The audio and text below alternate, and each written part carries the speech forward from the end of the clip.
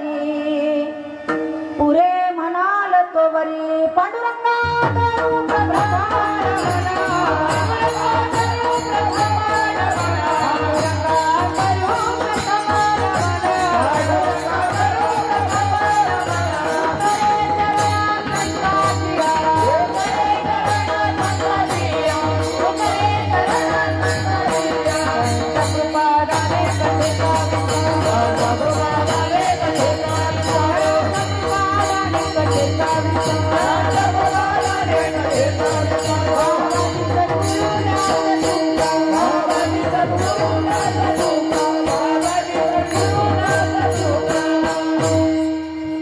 समचरण सरोजं सान्द्रनीलाम्बुदाभं जगन्निहितपाणिमण्डनं मण्डनानं तरुण तुलसीमाला कंदरं कञ्जनेत्रं सदैरवलहासं विठ्ठलं चिन्तयामि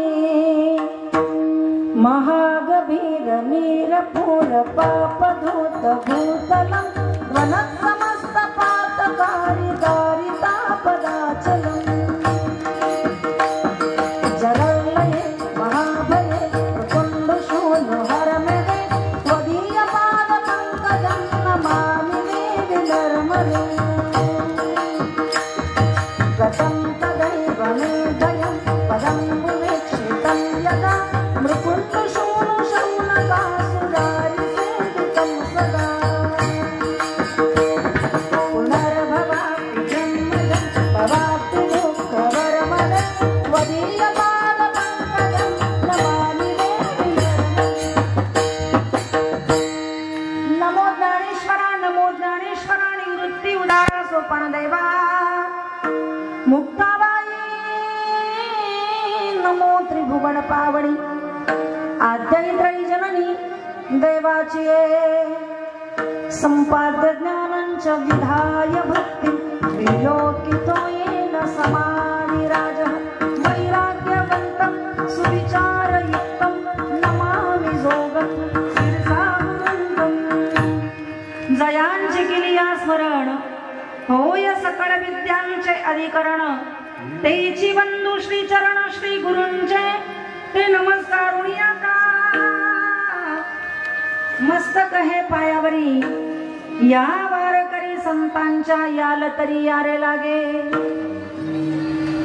अवघे माझ्या मागे मागे आजी देतो पोट भरी पुरे म्हणाल तो वरी प्रस्तुत प्रसंगी प्राप्त स्थळी चिंतना करता घेतलेला अभंग हा महाराष्ट्राचे भूषण देहूचे महासाधू विश्वगुरु जगद्वंद जगश्रेष्ठ श्रीमंत संत श्रेष्ठ श्री तुकाराम महाराज यांचा काल्याच्या सूचना गोपाळांना देत असताना त्याचा अनुवाद करणारा 4 चरणाचा गोड असा अभंग काल्याच्या चिंतना करता घेतला विठ्ठल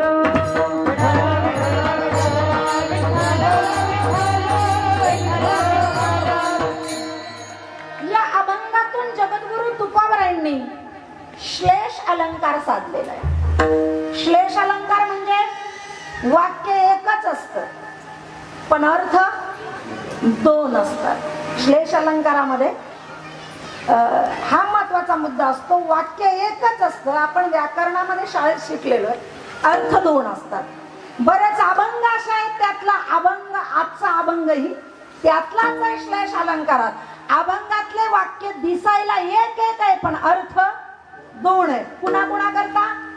एक अर्थ आहे गोपाळांकरता आणि एक अर्थ आहे आपल्याकरता. आपण तो अर्थ समजून घ्यायचा, लावून घ्यायचा असा श्लेष अलंकारातला हा अभंग आहे. या अभंगातून भगवान डायरेक्ट गोकुळात आले. थोडे मोठे आहेत, मित्रमंडळ आहे, अंगणात खेळतायत, रोजच खेळायचे गोपाळांबरोबर भगवान. पण आज देवानं गोपाळांमध्ये मुलांमध्ये खेळता खेळता बारकाईनं मुलांकडे लक्ष टाकलं, मुलांचं निरीक्षण केलं तर काही गोष्ट भगवंताच्या लक्षात आली आणि देवानं मुलांना विचारलं, का रे तू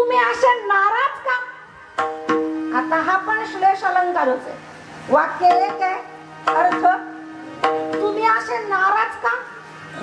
अर्थ पुन्हा पुन्हा करता, एक गोपालन करताना एक. सगळे ना तुमच्याकडं, कशाचीच कमी नाहीये. घर दार बंगले गाड्या शेती पोती मान मान्यता पद प्रतिष्ठा सगळं. मग तुम्ही नाराज का? हा अर्थ आपल्या करता. आणि गोपाळांना विचारलं तुम्ही असे उदास का? पोरं म्हणले तुला कसं कळलं आम्ही उदास आहे? तो म्हणजे तुमचे चेहरे सांगतात ना, चेहऱ्यावरनं कळतंय अंतकरणात काय चाललंय. आणि बरं का, आपल्या अंतकरणामध्ये आनंद आहे का दुःख आहे हे माणसाच्या चेहऱ्यावरून दिसत असतं. फक्त चेहरा वाचणारा पाहिजे. सुदैवानं शरीराचे आजार बरे करणारे डॉक्टर्स भरपूर आहेत, पण मनाचे दुःख दूर करणारे वैद्य कमी आहेत. विठ्ठल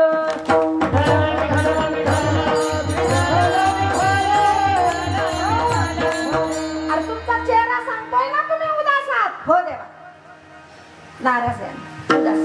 कारण काय? नाराजीचं कारण काय? देवा आमचं पोटच भरत नाही रे कृष्णा. पोट नाही भरत म्हणजे तुम्ही जेवत नाही का? जेवतो. अर्धवट जेवता का? नाही नाही, चांगलं दाबून जेवतो पोटभर. मग तुम्ही पोटभर पण जेवतात, रोज जेवण पण करतात, आणि तरी तुम्ही म्हणता पोट भरत नाही. हो ना देवा, म्हणजे तुम्ही उपाशी. हो,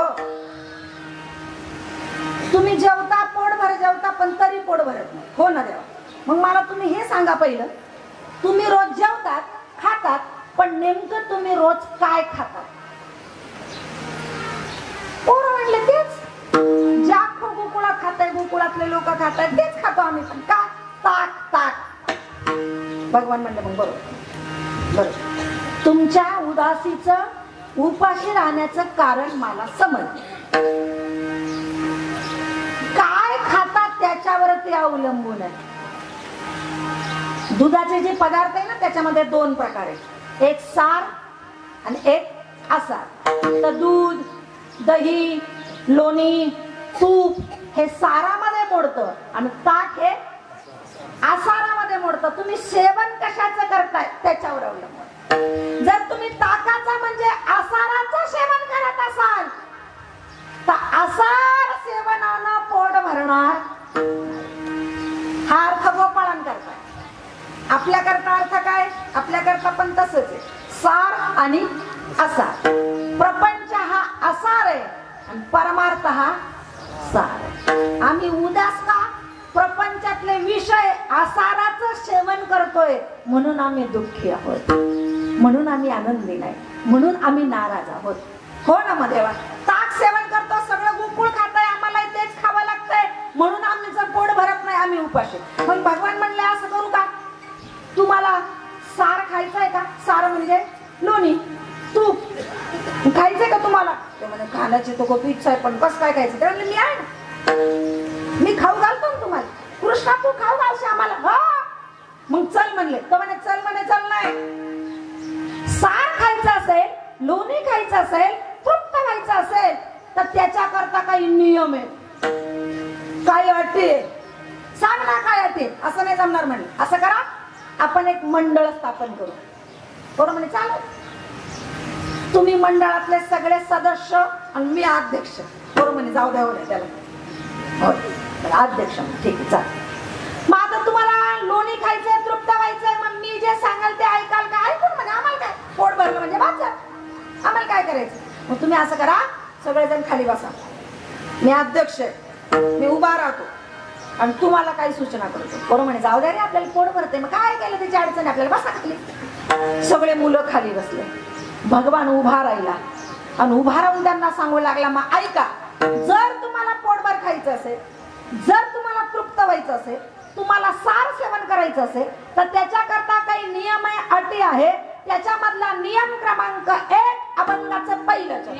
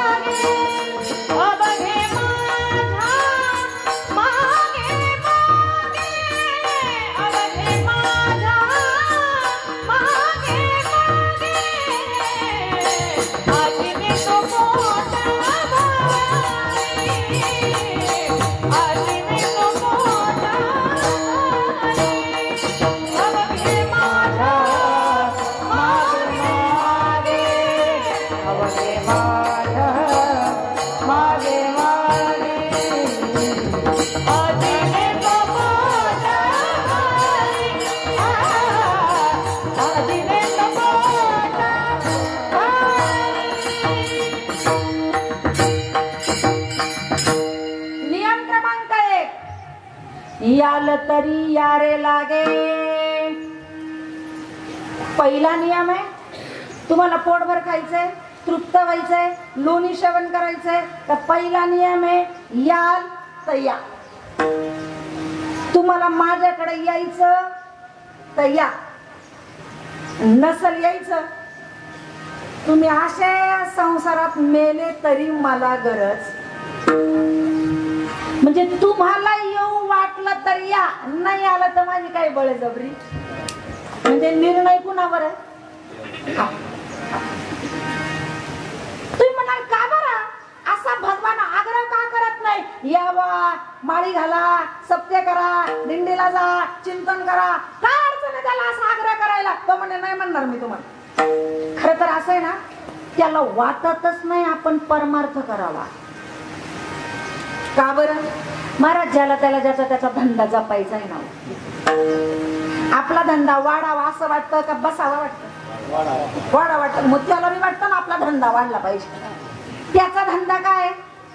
जैसे ज्याचे कर्म तैसे फळ देतो. तो म्हणजे सगळेच परमार्थाला लागले, सगळेच मोक्षाला गेले तर मग नरकोस पडल. म्हणून तो आग्रह नाही करायचा. वागा कसे वागायचे तुमचं तुम्ही ठरवा. त्याच्या तराजू काट्यामध्ये अजिबात इकडं तिकडं होत नाही. कोणाला सोडत नाही तो, कोणाला. सगळ्यांकरता नियम सारखेच.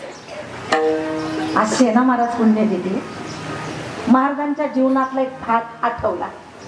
शेणा महाराजांची महिन्याची वारी होती. महाराजांची वारीला आले. एवढं पुण्य, एवढं पुण्य, एवढी भक्ती. भगवान असा डोळे भरून त्यांच्याकडे बघत होता. सेना महाराजांनी चंद्रभागात आलेले, स्नान केलेले, पुंडलिकरायाचं दर्शन घेतलेले, महाराज मंदिरात आले, भगवंताकडे पाहिलं. देवानी सेना महाराजांना पाहिलं, नमस्कार केला आणि प्रदक्षिणा सुरू झाली. नगर प्रदक्षिणा करावी. प्रदक्षिणा करता करता अर्ध्या प्रदक्षिणेच्या रस्त्यामध्ये महाराजांचा व्यवसाय कोणता? सेना महाराजांचा नाभिक समाजाची कटिंग, दाढी हा व्यवसाय. तर ते व्यवसाय करता हातकऱ्यांना धार लावणारा तो जो दगड असतो का, तो दगड झिजला होता. आणि योगायोगानं त्या परिक्रमेच्या रस्त्यावर दगड विकणारा माणूस बसलेला. महाराज म्हणे आलो अनायासे भेटलाचे तर मग आपला दगड झिजेल, घेऊन टाकू. दगड घेतला. अर्धी प्रदक्षिणा पूर्ण केली. पांडुरंगाच्या समोर आले, दर्शन घेतलं. पण आता असं खाली पाय ना महाराजांकडे. शेणा महाराज म्हणे काय नाही देवा, देवा माझ्याकडे देव बघत नाही. जात असेल काही गर्दीत, असेल काही ताण त्याच्या पाठीमाग, नसेल पाहिलं काय असेल विचार त्याच्या डोक्यात चालू. नमस्कार केला, वारी झाली आणि महाराज घरी गेले. पुढच्या वारीला आले महिन्याला. तेच नियम. चंद्रभागेत स्नान केलं, पुंडलिकरायाचं दर्शन घेतलं, मंदिरात आले, पांडुरंगाचं दर्शन घेतलं. असं हा पाय. महाराज म्हणले काय झालं? देव आपल्याकडे पाहतो. काही भांडणं झाली याच्या घरामध्ये, याला काही टेन्शन आहे का काय? का बरं आपल्याकडे बघत नाही? जा असं. प्रदक्षिणा पूर्ण झाली. पुन्हा समोर आले, दर्शन घेतलं तरी याची मान खालीच. रावलं नाही शेणा महाराजांना. देवा काय झालंय? तू माझ्याकडे बघत नाहीये. काहीच बोलायला गेले महाराज. तिसऱ्या महिन्याला वारीला तेच. आता मात्र मग उभेच राहिले. अरे झालं काय तुला? तू माझ्याकडे बघत नाही, बोलत नाही. हा काय बोलू तुमच्याशी? काय बोलू म्हणजे? जसं नेहमी बोलतो तसं. अरे तुमच्याशी बोलायला तुम्ही वारीला तर यायला पाहिजे ना.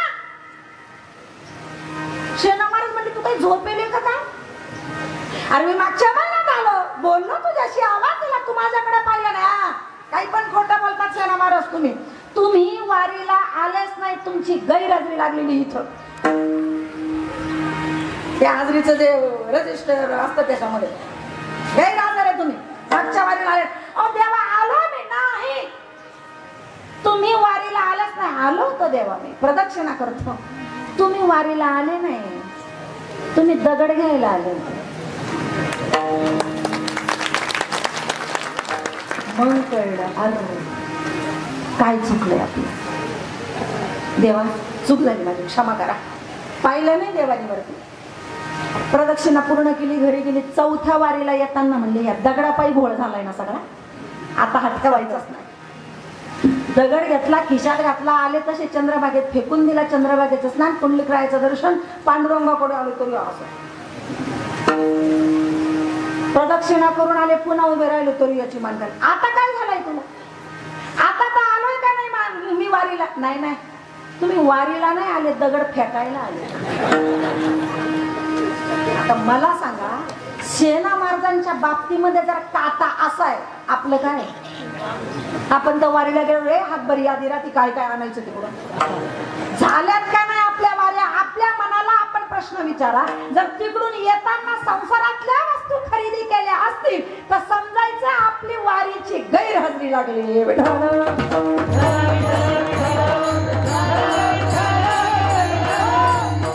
सगळ्यांच्याच बाबतीत असं आहे. आग्रह नाही कुरात करत कुणाला परमार्थ करा. त्याने आपल्याला सांगितलेलं आहे तुम्हाला यायचं तर या बाबांना तिकडे राहा. माझा काय आग्रह? यालं तरी या रे लागे. का नाही म्हणत तू या? नाही कशा करता म्हणून मी तुम्हाला या आणि परमार्थ करा. का बरं? उत्तर असं आहे, मी तुम्हाला नरदेह दिलेला आहे. नरदेहामध्ये स्वातंत्र्य पण दिलेलं आहे.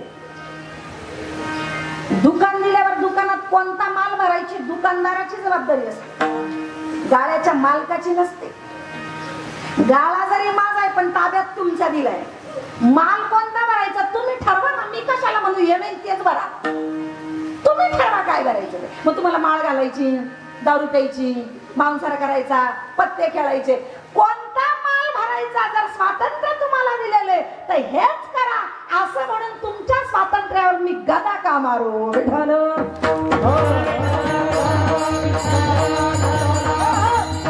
आपण परमार्थ करावा त्याची इच्छा नाही, पण संतांची इच्छा आहे.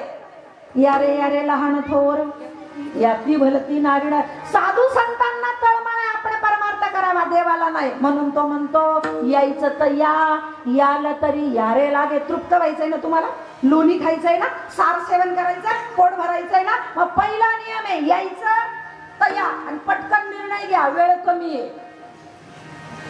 हातामध्ये वाळूचे दगड घ्यावे जसे ते खडे निष्ठत चालतात, तसे हातामधून आयुष्यातले क्षण निष्ठत चालले. लवकर निर्णय घ्या, यायचं का नाही त्याच्याकडे. तर पोरांनी विचार केला, म्हणजे काय रे काय करायचं? जागा ना आपल्याला पोटभर खायला भेटणार आहे, लोणी सारे, मग काय अडचण यायचं? हे कृष्णा येणार आहे, आम्ही तुझ्या बरोबर येणार आहे. मग ठरलं ना, काही बदललं तरी काही बदललं. गोपाळांचं ठरलं, आपलं लवकर ठरवा. यालं तरी यारे लागे. बरं पहिला नियम. दुसरा नियम, माझ्याकडे यायचं असेल तर कसं चालावं लागल? अवघे माझ्या मागे मागे. दुसरी अट आहे माझी, यायचं माझ्याकडे, निर्णय पक्का आहे, पण चालताना तुम्हाला माझ्या माग माग चालावं लागेल. माझ्या पुढे जायचा, शहाणपणा करायचा. माझ्या पुढे कोणी चाललं का मला आवडत नाही, मी असं पाय धरून माग वळत राहतो, चालत नाही त्याला. याचा अर्थ काय? मालक बनण्याचा प्रयत्न नका करू. महाराज आपण इथले नोकर आहेत. श्रीमंत माणसाच्या घरी कसे नोकर असतात, ते खांद्यावर कपडा राहतो त्या नोकराचा, टीव्ही पुसतो कपडा टाकतो, सोफा सेट पुसतो कपडा टाकतो, टिपवाय पुसतो कपडा टाकतो. तो खांद्यावरचा कपडा त्याला सांगत असतो तू या घरचा नोकर आहे, नोकर म्हणूनच राहा, कधी मालक बनण्याचा प्रयत्न नको करू. तसं हे पण खांद्यावरच आम्हाला सांगत असतं, तू नोकर आहे. निरोप द्यायला आलाय परमेश्वराचा, नोकर म्हणूनच राहा. अंगावरचं उपरणं काढून कीर्तन करणं म्हणजे स्वतःला मालक समजत असाल तर तो सण नाही करणार.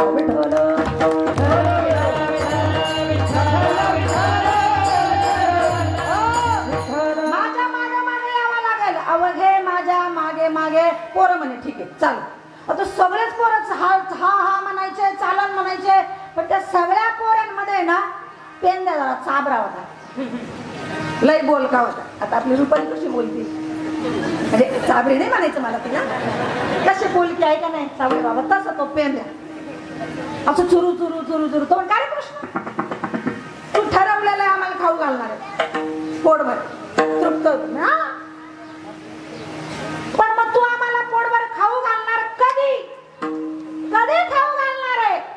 तो म्हणे कधी म्हणजे आजीच. अभंगाचं दुसरं, आजी देतो पोट भरी, आजी देतो पोट भरी, आजी देतो पोट भरी, आजी देतो पोट भरी, आजी देतो पोट भरी, आजी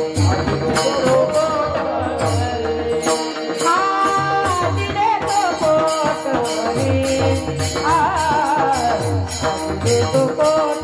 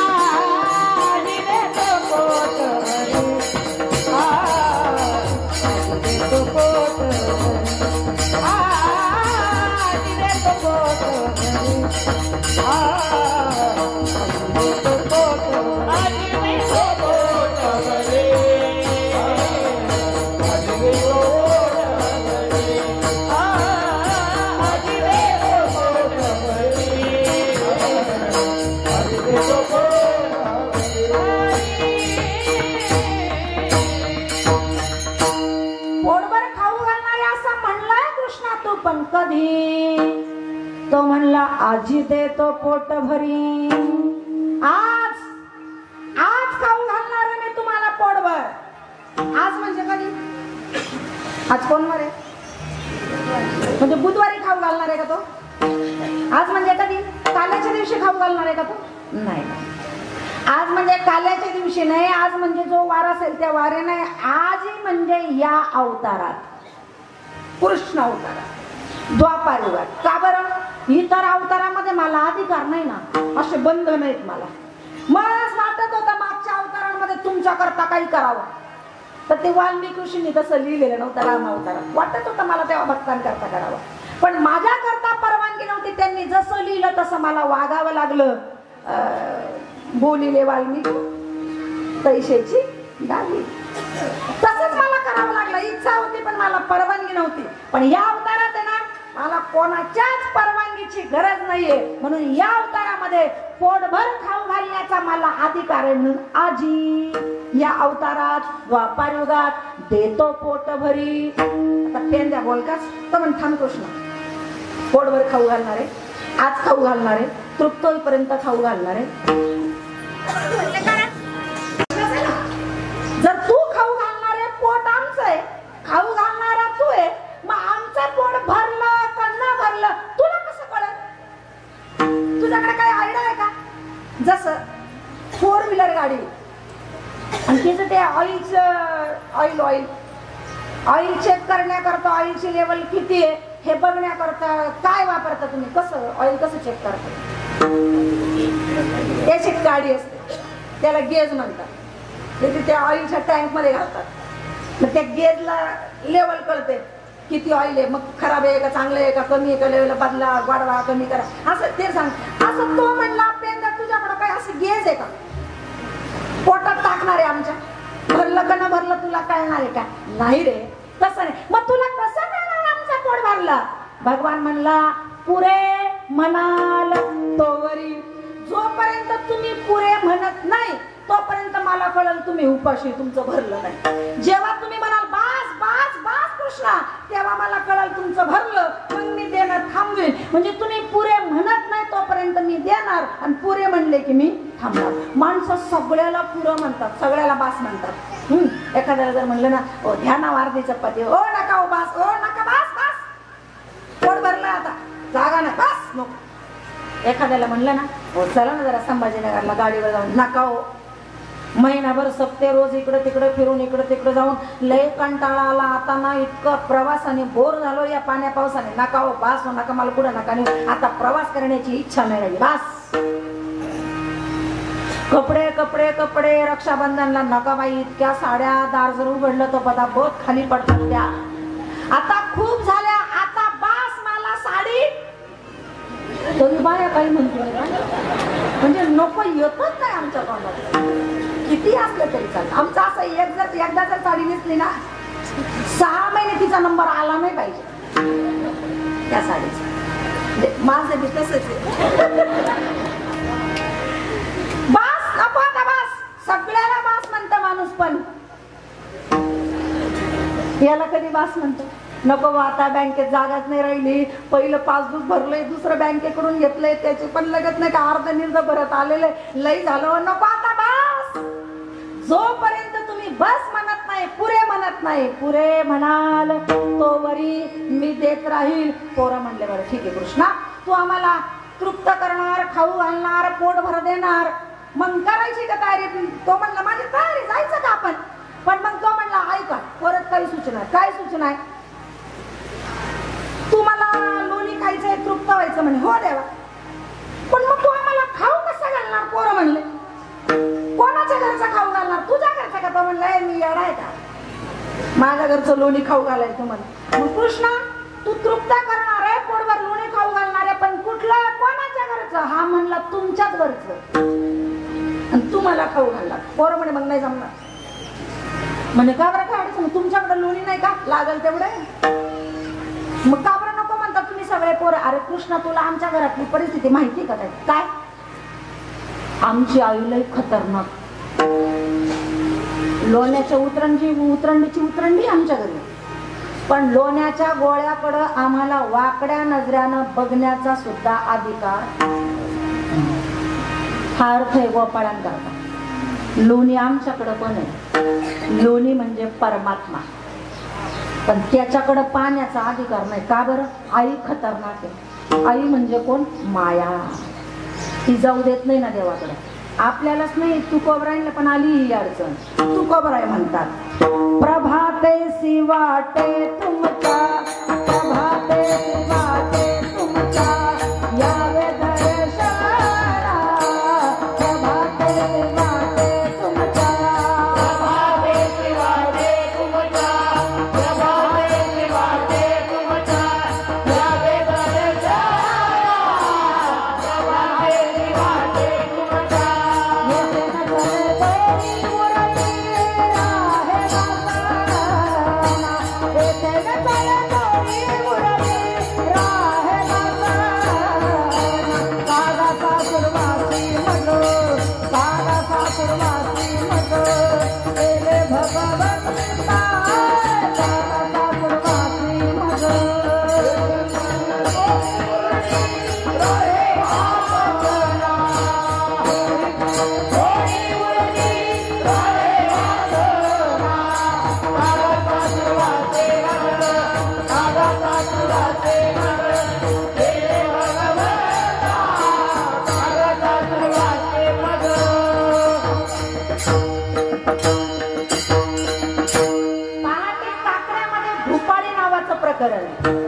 त्या भूपाळीमध्ये वर्णन आहे.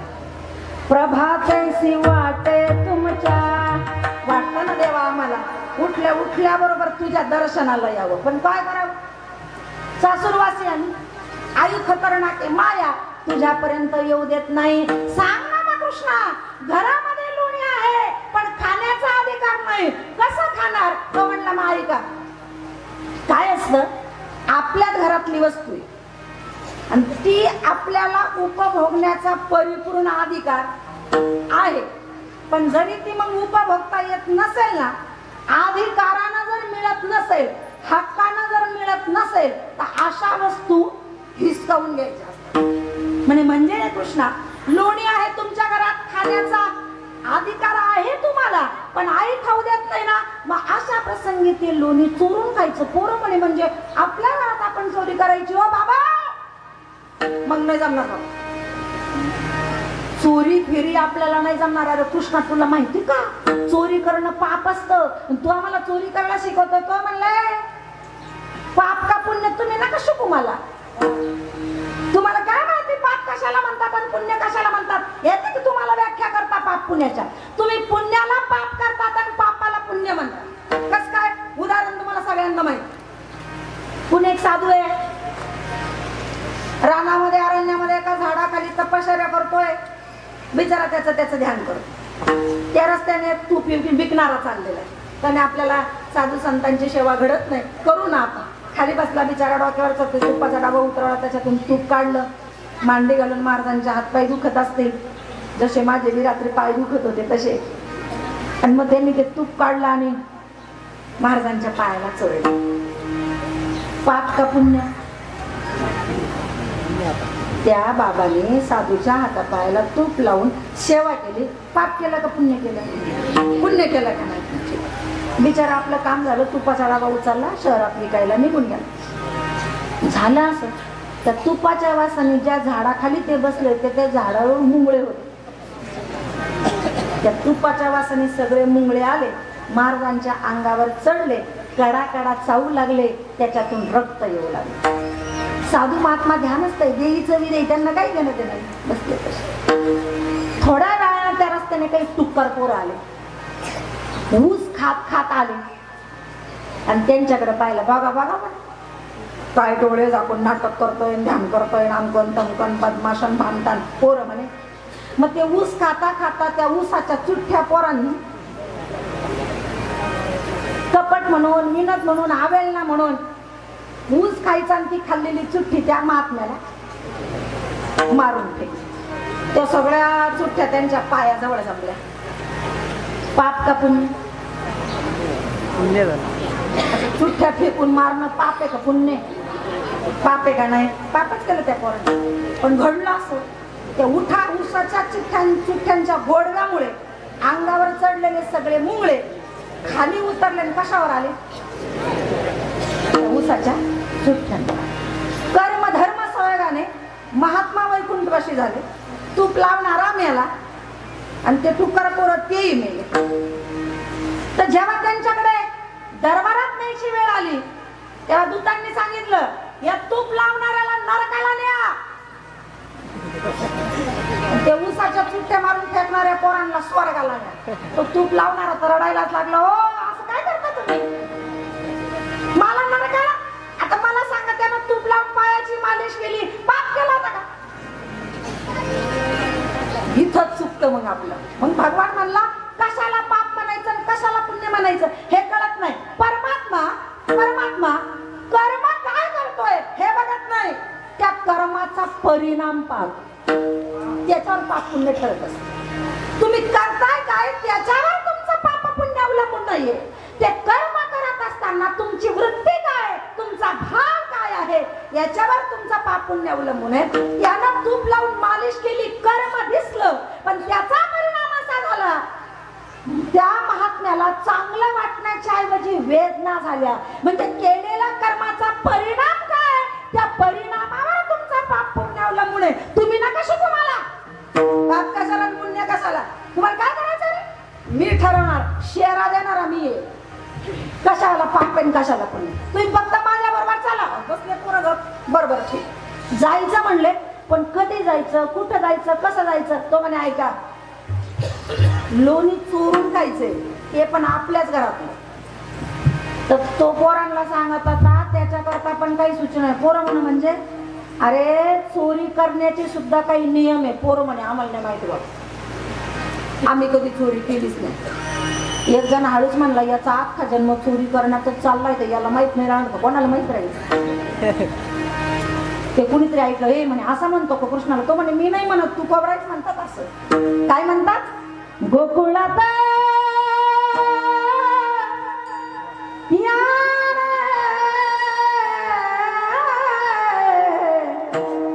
चोऱ्या केल्या फार,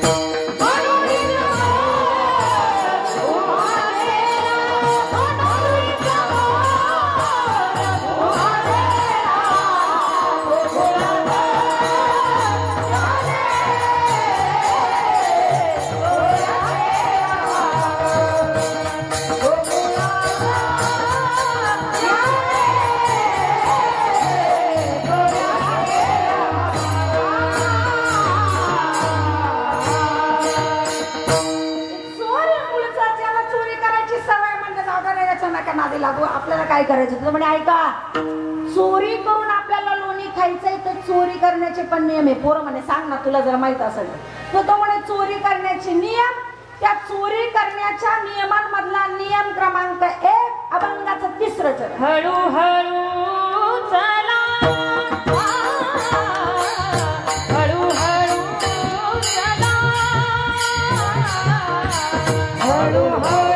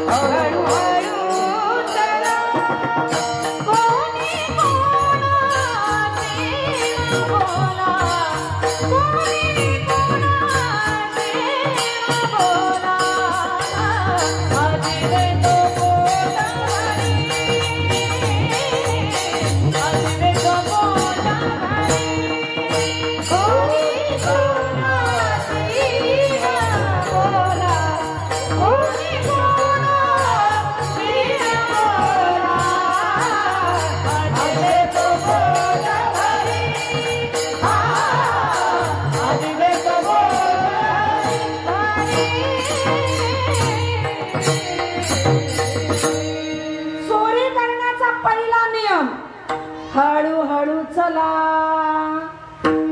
चोरी करायला जाताना कसं जायचं? हळूहळू. दाना दाना दाना दाना पाय आपल्यात, लोक जागे झाले पाहिजे, लोकांना कळलं पाहिजे. नाही नाही, हळूच गुपचूप, कोणाला कळलं नाही पाहिजे. असं चोर पावलं नाही, पायात चपला बी घालायचं नाही. बर, दुसरा नियम, कोणाशी न बोला. चोरी करायला गेलो ना तिथे एकमेकाचं नाव नाही घ्यायचं, एकमेकाला आवाज नाही द्यायचा, कोणाविषयी काही बोलायचं नाही. श्लेष अलंकार हा अर्थ गोपाळन करताय. आपल्या करता काय अर्थ आहे? पोटभर खायचंय, तृप्त व्हायचंय, लोणी सार परमात्मा प्राप्त करायचा आहे ना, तर तो पण चोरी करूनच मिळणार आहे. पण त्या चोरी करता आपल्याला नियम आहे, त्याच्यापर्यंत जायचं असेल तर हळूहळू जायचं, पायरी पायरीनं जायचं. मधी पायरी नाही ओलांडायची, मधी पायरी ओलांडले का मग थोबाडावर पडायची शक्यता राहते. हळूहळू जायचं, पटापटा घाई नाही करायची. आपण मंदिरात जातो ना, मंदिरात जाताना देवाचं दर्शन घेण्याच्या अगोदर घंटा वाजवला का खाली एक प्रतिकृती, त्याचं दर्शन घेतो मग आपण पुढे जातो. कोण? कासव का बरं असेल गड्या मंदिर? का बरं ठेवतात त्याला ते? त्यात ते कासव आपल्याला काहीतरी शिकवत आहे. कासवाचा आदर्श घेऊन देवाकडे जायचं. गोष्ट सगळ्यांनाच माहिती आहे, कासवाची आणि सश्याची रेस लागली. स्पर्धा होती का नाही? कोण जिंकलं? पोरीला काही माहित नाही वाटतं गोष्ट बरं का. कस काय कासव जिंकत? कासव कसं चालतं? हळूहळू. आणि ससा फास्ट बोलतो. मग जिंकायला कोण पाहिजे? मग कस काय कासव जिंकतो? हा हा, हे मत. ससा आळशी आहे, ससा झोपला, जो झोपला तो संपला.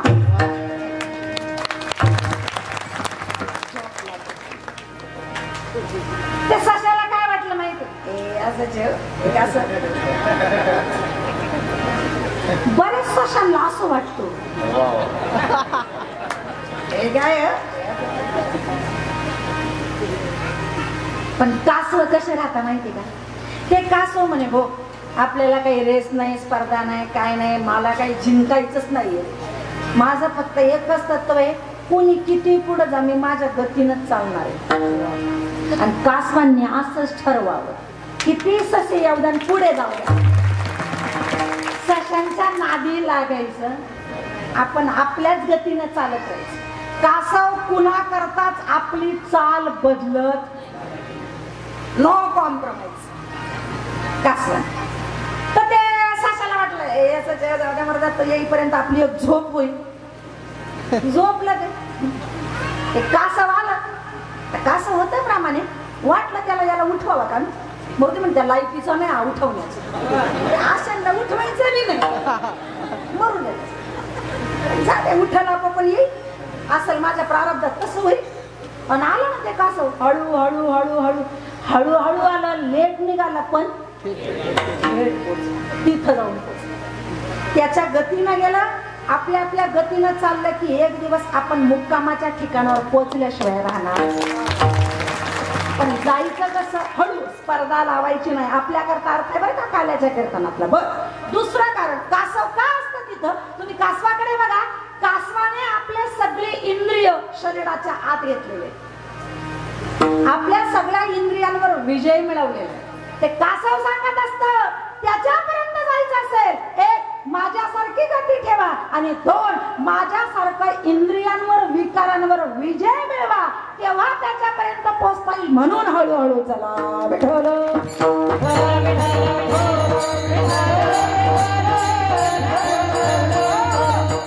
आणि दुसरा नियम आहे, जसा गोपाळन करतात तसा आपल्या करता. कुणी कोणाशी न बोला, परमार्थात कोणाविषयी नाही बोलायचं. कोण काय करतं काय का नाही आपल्या? कोणी हरिपाठ म्हणो ना म्हणो, पाठ करो ना करो, माळे घालो ना घालो, घालून काढून फेको, काही बोलायचं. पण मगा सांगितलं ना त्याच्याकडे काटा आहे तराजूचा, तो पाहिजे ना काय करायचं. आपल्याला काय घेणं? कोणी कोणाशी न बोला, काहीच कोणाला बोलायचं नाही. आग्रह सांगून पाहिजे. नागबाबांचा हरिपाठ सांगतो आज्ञाने लावावे, प्रयत्न करून बघायचा. पण तो जर प्रयत्न सफल होत नसेल तर काय करायचं? आमच्या गुरुजींनी मला सांगितलेलं, मी हा प्रश्न त्यांना विचारला. बाबाजी खूप मोठी तळमळ वाटते, आपल्या सोबतचे लोक आहेत त्यांना घेऊन जाऊ. म्हणजे चांगली गोष्ट आहे, घेऊन जा. पण म्हणलं बाबा ते ऐकत नाही, मग त्याला एकच काम करायचं, त्यांना आहे किती सोडून द्यायचं, आपण आपला मार्ग बदलून घ्यायचा, त्यांच्याकरता बदलायचं नाही. आहे त्यांना तिथं सोडा, त्यांना सुधरवण्याच्या भानगडीत पडू नका, काही बोलायचं नाही त्यांच्याविषयी, आपण पुढे निघून जायचं. कुणी कोणाशी न बोला. पोरं म्हणे कधीपासून जायचं कृष्णा? तो म्हणे कधीपासून कशाला, लगेच आज रात्रीपासूनच निघू ना आपण चोरी करायला. म्हणे कोणाच्या घरी? आपल्याला काही लोकांच्या घरी चोरी नाही करायची, आपल्या आपल्याच घरातली करू आपण. तर काय करा, आपल्या मंडळात जेवढे पोरं आहे का सदस्य, त्यांची यादी तयार करा. आपल्याला आपल्याच पोरांच्या घरी जायचं, दुसऱ्याच्या घरी जायचं ना, लोकची यादी तयार केली. त्या यादीमध्ये प्रत्येकाचं एक एक नाव. म्हणे आज आपल्याला रात्री जायचं. आणि मग रात्री सगळ्यांनी आमच्या ठिकाणी जमा असं ठरवून सगळे आले. रात्री 12 वाजता सगळं गोकुळ झोपलेलं आहे, सगळे पोरं जमलेले, भगवान आलेले. कृष्णा जायचं, चला. यादीत त्याचं 1 नंबरला नाव होतं, त्याच्या घरापुढे गेले. आता काय झोपताना काय रात्रीचे लोक दार उघडे ठेवून झोपता का? तुमच्याकडे कसं लावूनच ना, सगळ्यांनी दार लावलेले, खिडक्या लावलेल्या. पोरं म्हणे कृष्ण दरवाजे खिडक्या बंद मध्ये जायचं कसं? तर म्हणे गप्रे, तुम्ही लय प्रश्न विचारता. मी तुम्हाला शब्द दिले ना, आजी देतो पोटभरी. तुम्ही कशाला काळजी करता? मी करतो ना काळजी, मी ठरवायला ना काय करतो. बरं बाबा, तुला काय करायचं मी सांगतो तसं करा. आता तुझं ऐकावंच लागणार आहे आम्हाला. काय करायचं? तो म्हणे डोळे बंद करा. पोरं म्हणे कशाला? अरे करा ना. बरोबर ठीक. पोरण डोळे बंद केले. काय मंत्र म्हणला काय नाही काय माहिती. 2 मिनिटांनी पोरांना म्हणला डोळे उघडा. पोराने डोळे उघडले. पाहतात तर पोरं घरात. हे अरे मजा आहे म्हणले. हे आपला काळ्या हुशार आहे. डोळे बंद करायला लावतो, उघडायला लावतो, लगेच घरात बाहेर माणूस येतो. आणि मग घरात आल्यावर सगळे घरातले ती गवळण गवळी पोरं सोरं झोपलेले. कोणी कोणाशी न गाजावाजा करायचा नाही. घरात आलोय आपण. पण ते पोरं म्हणे अरे उंच आहे ना. खायचं कसं? शिंके लावी येले दुरी. कस काय हात पुरल? तो म्हणे गप्प बसा. होतो तिघांचे मी वरी. म्हणजे काय? काय करा आता आपल्या ग्रुप मधले जे मोठे मोठे पोरं आहे ना, ते 3 जण असे एकमेकाच्या गळ्यात हात घालून उभे राहा. 3 जण. मी 3घांच्या वर उभा राहतो आणि मग माझा हात त्या शिंक्यापर्यंत पोचेल आणि मग मी तुम्हाला लोणी देतो. पण 3 जण पाहिजे बरं का मला. 3 जण म्हणजे कोण? राजस, तामस, सात्विक. रज तम सत्व मी त्रिगुणाच्या पलीकडचा आहे. 3घांच्या पलीकडचा आहे. राहिले 3 पोरं. चढला हावर शिंक्यापर्यंत हात घातला. असे गोळेचे गोळे. घ्या रे घ्या रे घ्या रे. लोकांच्या जीवावर वाटायला गोड वाटतं. या त्याच्या घरातलं नव्हतं. या या या. ते लहान लहान पोरं बाजूने उभे होते. गोपाळ त्यांना वाटत आता घ्या रे. पोरं खुश खाऊ लागले. पण ते जे 3 जण होते का, ते म्हणे अरे आमचं काय? त्यांना देतोय, तुम्ही तिथं देता देता ताव हाणतोय.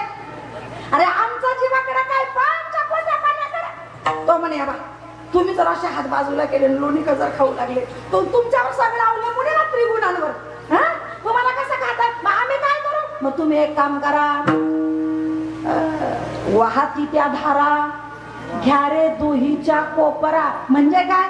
मी या पोराला असं लोणी फेकतोय ना गोळे, तर माझ्या हाताला अशा धारा आहे त्या लोण्याच्या. मी असे हात करील ना तर तुम्ही माझ्या कोपराखाली तोंड घाला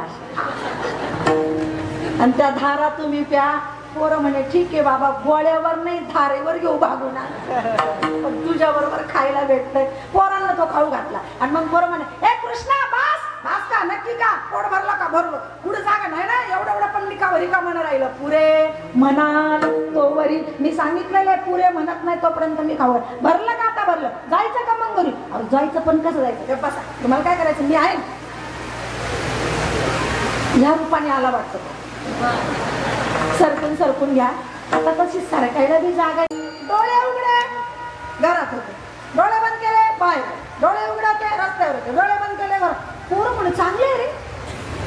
आपले डोळे उघडे होते तेव्हा आपण कुठं होतो? बाहेर रस्त्यावर. डोळे बंद केले आणि कुठं आलो? घरात लोण्याजवळ. डोळे उघडे ठेवल्यावर माणूस रस्त्यावरच राहतो. त्याच्याकरता लोण्याजवळ जायचं असेल तर डोळे झाकावे लागतात. डोळे झाकणे म्हणजे आपल्या सद्गुरूंवर नामावर विश्वास ठेवणे. तर लोण्यापर्यंत परमात्म्यापर्यंत जाता येईल. डोळे उघडे ठेवले संसारातच मरू. डोळे उघडे ठेवणे म्हणजे विश्वास नसणे. विठ्ठल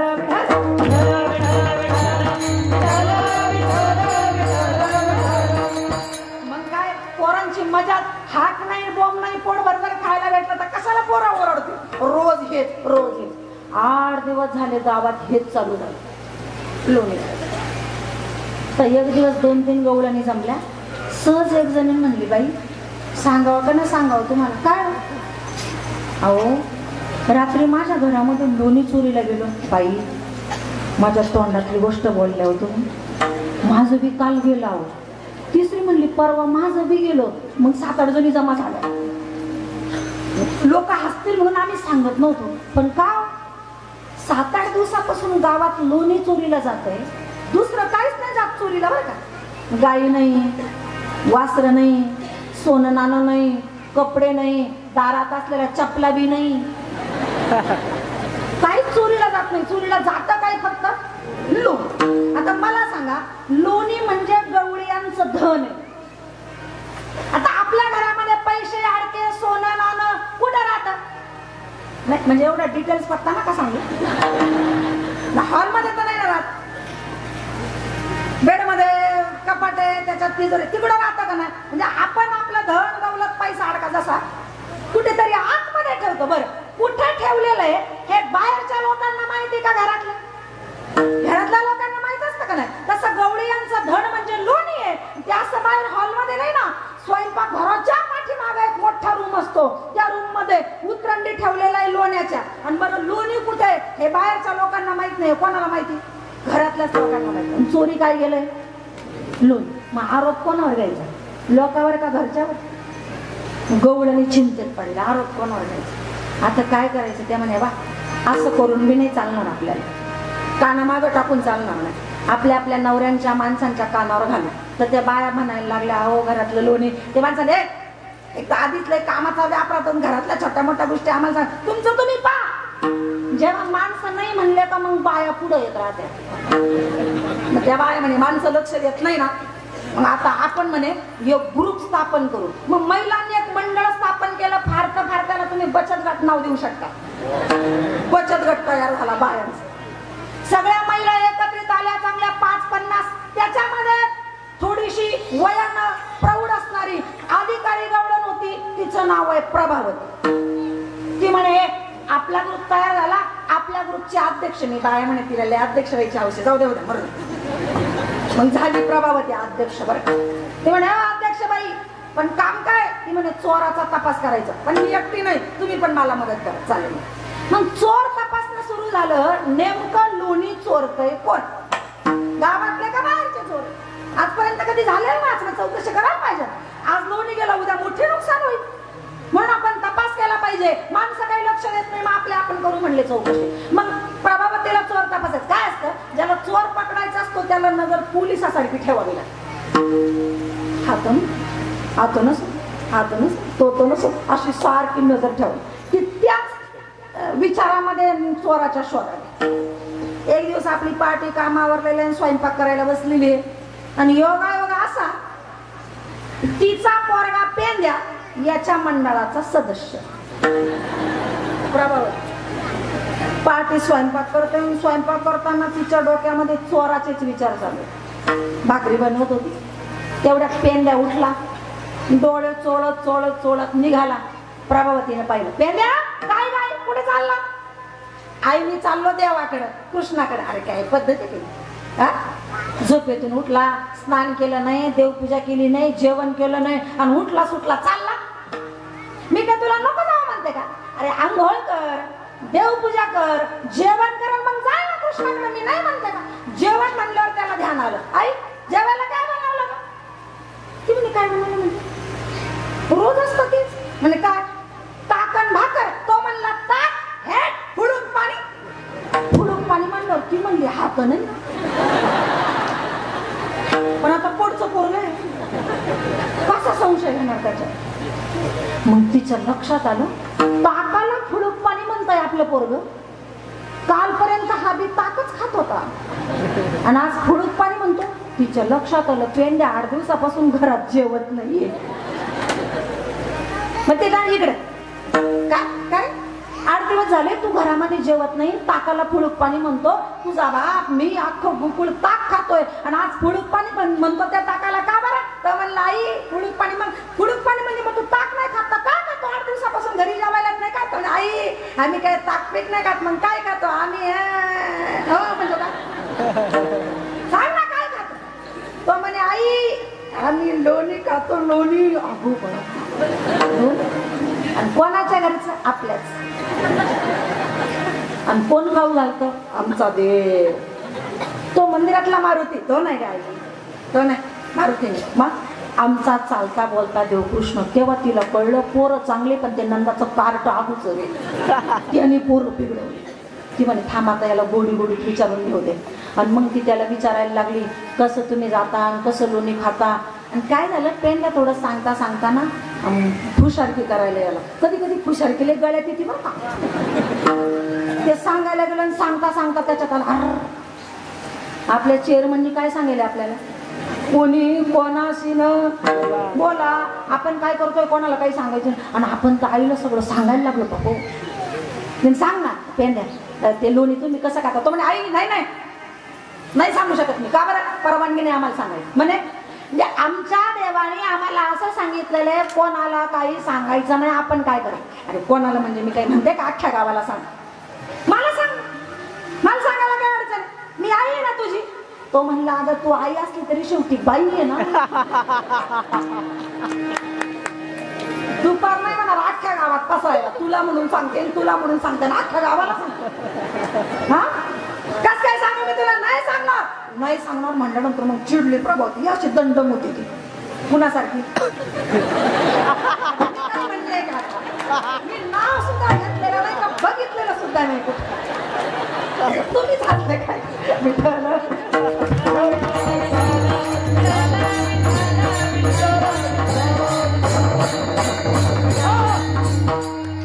तिनं धरलं पेंद्या. एकाच हातात त्याचे दोन्ही हात धरले. आता पेंद्या नाजूक बारीक होता लहान असं कोपऱ्यात घातलं. थांबतो पण सांगतो पण तुला मी जाऊच देणार नाही तर कृष्णाकडे. आता घाबरलं ते पेंद्या. आणि मग त्यानं सगळं सांगितलं. आम्ही कशी चोरी करतो. कृष्ण कसा आम्हाला चोरी करायला नेऊन कसं लोणी खाऊ घालतो सगळं सांगितलं. ती म्हणे असं आहे का. सगळा बिघाड तिथे काय. आपले पोरं चांगले त्या पोरांनी नाचवले ना. पण आता असं आहे गाजा वाजा करायला जावं तर मोठ्याचं कार्टे. मोठ्याचं काही बी झाकून जात. गरीबाचं उघडं पडतं. लोक आपल्याला वेड्यात काढतील. गाजा वाजा करण्यापेक्षा एकटं जाऊन त्याच्या आईला समजून यावा. सांगून यावा. तिच्या कानावर घाला. उद्या ती म्हणशील सांगितलं नाही मग काय करायचं. म्हणून प्रभावती यशोदेकडे गेली. यशोदे यशोदे काय ग प्रभावती खाल्लाय सकाळी सकाळी साखर पाहिजे. नाही ग बाई दही देवी जमाला नको का बाई. अगं मग कशासाठी आली इकडे. तुला तुझ्याशी बोलायचं. म्हणे काय तुला काही कळलं का 8 दिवसापासून गोकुळात काय चाललंय. नाही बाई मी माझ्या कामात आहे मला काही माहित नाही. अगं 8 दिवसापासून आपल्या गावात गोकुळात लोण्याची चोरी होती. यशोदा म्हणली बया आम्हाला तर माहित बी नाही. प्रभावती म्हणली तुमच्या घरचं नाही गेलं का लोणी चोरीला. नाही बाई आमचं जसं ना तसं आहे. प्रभावती मनात म्हणली आता बोक्याच तुमच्या घरात आहे. लोणी जाईल तुमचं.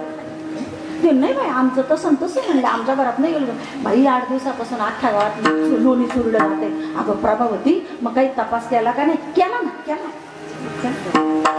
कळाला का तर हा आले थोडं कानावर उडत उडत माझ्या. सांग बर मग कोण आहे. लगे नंदमामांना सांगून त्याला शिक्षा देऊ. काम जरा ऐकून घे कोण आहे आधी. तुला सांगितलं तर अवघड नाही वाटणार. मला कशाला अवघड वाटेल बाई. आपल्या गावचा कारभार आहे सांग ना तू. ती म्हणे अगं तपासांती मला कळालं का चोरी गावातले मुलं करतायत पण आपल्या गावातले पोरं चोर नाही. त्या पोरांना चोरी करायला शिकवलंय तुझ्या कृष्णाने. कृष्ण नाव घेतलं तर हिच्या तळ पायच्या मसाला. प्रभावती तोंड सांभाळून बोल. माझ्या पोराचं नाव घेत. कृष्णा होता तिथे. कृष्णा ए कृष्णा काय काय इकडे बाळा इकडे आला. अगं बघ बघ ना त्याच्या चेहऱ्याकडे जरा बघ. वाटतं का त्याच्या तोंडाकडे बघून तो चोऱ्या करतो म्हणून. आणि तू खुशाल त्याचं नाव घेते. कृष्णाने चोऱ्या केला. प्रभावती आज बोलली बाद झालं. इथून पुढे जर माझ्या पोराचं नाव घेतलं तर खबरदार माझ्याशी गाठ आहे. आता काय बोलल तेवढं बोलल्यावर गारच झाली प्रभावती. आणि जर तुला वाटत असेल माझा पोरगा चोऱ्या करत माझा पोरगा मला मुद्द्या सकट पकडून दाखव तर मी खरं मानू. प्रभावती म्हणली असं आहे का. आता मला मुद्द्या सकटच पकडून दाखव मग येते तुझ्याकडे सांगायला. अशी म्हणली प्रभावती आणि निघाली तिथून. ती निघाली तर हा लगेच तिच्या माग माग पडत आला. काय ग माझ्या आईला तक्रार करायला येते का. म्हणणे मग तू नाही चोरी केली का. तो म्हणला केली ना. मग कसा आई समोर गपरायला. तो म्हणला कस काय आईच्या समोर सांगू हा चोरी करतो मी. ए चोरी करणाऱ्या अरे गोरगरिबाच्या घरी काय जातो चोरी करायला. या बादरणीच्या घरी येऊन दाखव ना मग तुला खरा म्हणाल. त्याला आमंत्रण देऊन आली येता येता. तो म्हणला कधी येऊ सांग. कधी बी ये. अध्यक्ष होती घरी आली ती. तिने काय केलं होतं त्या नादामध्ये तिला यमुनेवर पाणी आणायला जायचं होतं. माठूत सुन गेली होती. माठूपासून कळत ना धुवून टाकला होता. मला शिळ पाणी काढून टाकलेलं होतं. माठ स्वच्छ केला. नवीन पाणी आणायला करायचं होतं, पण ते डोक्यात त्या पेंदामुळे कळलं ना, लगेच यशोदेकडे गेली तर ते माठात पाणी भरायचं राहून गेलं. घरी आल्याला एवढा मोठा आव्हान करून आली होती, घरी येऊन तिला कोरड पडली. पोरीला म्हणे पाणी आण का? ती म्हणे माठात पाणी आहे म्हणे. म्हणजे तू माटूक संविलीन गेली यशोदेकडे सांगायला, अध्यक्ष झाली, तसं तुझं ध्यान आहे का घरामध्ये? हा, लोकांचं करते घरातलं काय नाही. बस बस नका नाही बोलू, आणि इकडे माठ घेऊन येते मी पाणी. पण ध्यान ठेव, कोणी येईल घरात घुसल, चोरी करल. पोरगी म्हणली कोणाला सांगून आली का तू? लय नको शानपणा करू. प्रभावतीनं माठ उचलला आणि पाणी आणायला गेली. ती पोरगी राखणदार बसली, प्रभावतीची पोरगी. हा म्हणला आज चिल्लर पार्टी नाही न्यायची समोर, असे कमांडो घेऊन जाऊ समोर, मोठे मोठे पोरं. त्याने मोठे चला रे, प्रभावतीने आमंत्रण दिले, पेंद्या तू आज यायचं नाही, मागव तुझ्याच घरी जायचं आम्हाला, मागव. पेंद्याला दिलं बाजूला काढून, सगळे मोठे मोठे पोरं जमा केले. प्रभावतीच्या घरी आला, ती पोरगी दारात होती. कृष्णा, आई पाण्याला गेलीये, तिने सांगितलंय मला राखण कर, घरात येऊ नको, आई मारी बाजूला. दिलं त्या पोरीला ढकलून, कोपऱ्यात पडली ती पोरगी. ढपराला लागलं, तिच्या तोंडाला लागलं, हाताला लागलं, रडत बसली ती पोरगी. हा घरात घुसला, दार लोटून घेतलं, खिडकी लोटून घेतली. वर चढलेला आहे, पोरांना लोणी वाटू लागला, खा रे खा रे खा रे. प्रभावतीने तिकडे पाणी भरलेले, घराकडे येऊ लागली. जवळ आल्यावर तिला लांबूनच पोरगी रडताना दिसली. ती म्हणे बया, काळ्या घुसला बाबा, घरात कोण झालं? पोरगी रडती. ती चापटरच होती, तिकडच माठ ठेवला, चापला तिकडच काढला तिने, पायाचा आवाज बी नाही येऊन दिला. त्याच्या आई काय म्हणली, मला मुद्द्या सकट पकडून दाखव म्हणजे, आज तसंच करते. आली प्रभावती पण हुशार आहे. पोरीला म्हणली गप्पस, आवाज करू नको. गेली, तिनं दार लोटलं, धाडकन दार वाजलं. प्रभावती घरात घुसली. पोरांनी पटापट खिडकीतून उड्या मारल्या, पण चेअरमन धरलाच तिने. आज अध्यक्ष चाल, तुझ्या म्हणली ना मला मुद्दा, चाल आता. आता तिच्या हातात सापडला ना तो, तिची पावर वाढली. ज्याच्या हातात सापडतो का त्याची पावरच वाढत राहते. फक्त सापडला पाहिजे, पावर वाढली. धरला त्याला, ते चाल मामी जाऊ दे, काय आईचं मनावर घेते एवढे म्हणे, पकडून राहत जा दे, मिटून टाकली तर काय असेल. काय पाहिजे तुला? ती म्हणे काय पाहिजे बीज नाही, चल घेऊन चाल. सगळ्या पोरांनी रावण्या केला. ती पोरांना म्हणे गप्पासा, आज जर बोलले तुम्हाला तर मी मारील सगळ्यांना. गप्पासा, आज मी याला याच्या आईकडे नेऊनच दाखवते. चालले तर चालता चालता तिला गावातून जायचं होतं नंदबाबाच्या वाड्याला. चौकामध्ये काही प्रतिष्ठित वयस्कर माणसं चौकात बसलेले होते. उत्तर प्रदेशात प्रथा आहे, मग तिनं आपला पदर असा इथपर्यंत घातला. असं पूर्वी पदर घेत होते.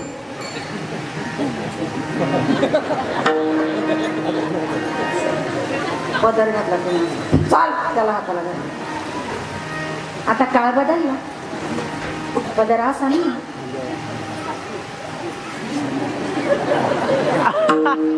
डोईचा पदर. आता त्या पदराचा बी वापर नाही, ते स्टोल आहे.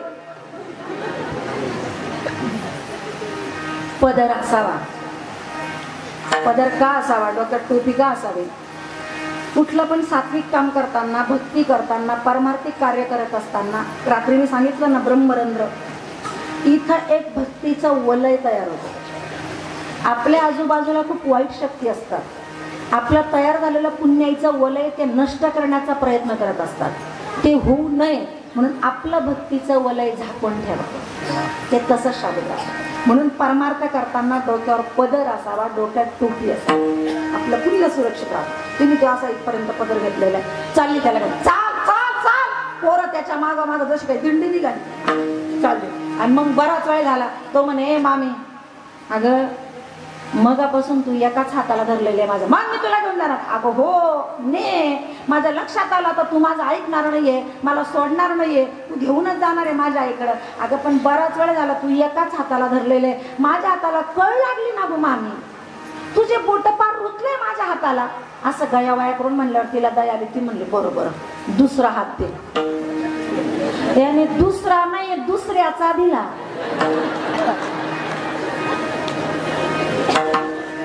ती घरी जायच्या आत हात दुसऱ्या गल्लीनी घरी. आई आई आई लय भूक लागली ग. अगं माझा काना गरम गरम पोळी चुरलेली, आईने दूध टाकलेलं आहे, गरम साखर टाकलेली, दूध काला केलेला आहे. चल मी खाऊ घालते. आई आज मी माझ्या हाताने खाणार. बाई माझा कृष्ण समजदार झाला, हाताने जेवायला लागला. आता आई मी आज घरात नाही जेवत. मग पडवीत जाऊन जेवतो. पुढे येऊन बसला पडवीत जेवायला. खा. आली प्रभावती. तो बुरखा इथपर्यंत पदत यशोदे ए यशोदे काय ग काय कचकट आहे बायांची. आली बा प्रभावती तू. मीच. का बरं आली म्हणजे काय म्हणली त्या दिवशी तू? माझं पोरगा मला मुद्द्या सकट पकडून जा. हो म्हणले म्हणले. मग आता आणलाय पाय मला मुद्द्या सकट पाहून घे की म्हणजे पुढे काय माझ्या मागे हाताला. ते यशोदाने असा पाहिला आणि हसली. यशोदा म्हणजे मला दाखवण्यापेक्षा तुझा तो घुंगट मागे करून तूच पाय कोण येतो. तिला असा बुरखा मागे गेला. मागे बघण्याच्या ऐवजी पहिली पुढे नजर गेली तर हा म्हणला मामी या जेवायला.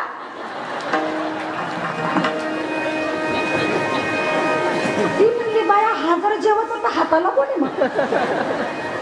माग वळून पाहते तर तिचा पेन द्यास तिच्या. ती म्हणली पेन दा तू का जायला तर चौकापासून म्हणतो हात सोड हात सोड हात सोड. तू माझं ऐकायलाच तयार नाही. कृष्ण म्हणून मलाच वडात आणलं. तिथंच कृष्णाला पेन द्यायला सोडलं आणि प्रभावतीने घर घातलं.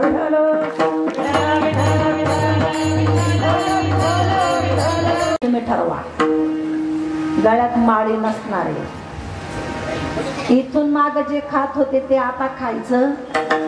8 दिवसापासून जे खाताय ना नामचिंतन सेवन करताय इथून पुढे ते खायचं. बाकीचं सगळं सांडून द्या अभंगाच्या शेवटी. कमने सांडा घाटे कमने सांडा घाटे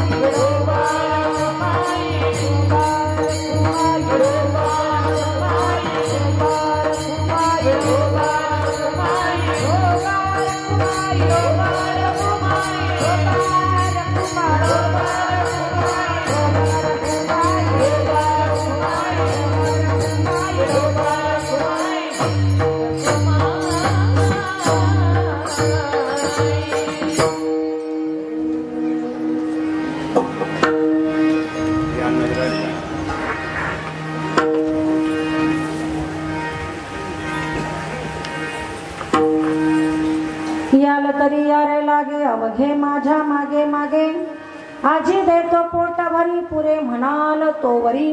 वारकरी संप्रदायाच्या नियमाप्रमाणे आपण अभंगाचा अर्थ पाहिला. भगवंताचं काही मिनिटात चरित्र लीला बघूया. काला करून मग थांबायचे. विठ्ठल विठ्ठल